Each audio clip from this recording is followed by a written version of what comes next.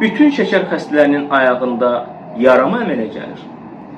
Şəkər xəstələrinin təxminən 20-25%-nin ayağında, yəni hər 4 xəstənin birinin ayağında ömrün hər hansı bir çağında yara əmələ gəlir.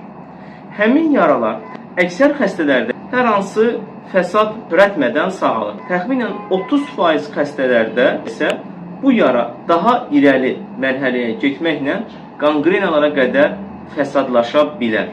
Necə edək bunun qarşısını alaq? Bunun qarşısının alınmasının birinci müalicə üsulu xəstənin pəhriz etməsidir. Yəni, şəkərin kontrolda saxlamasıdır.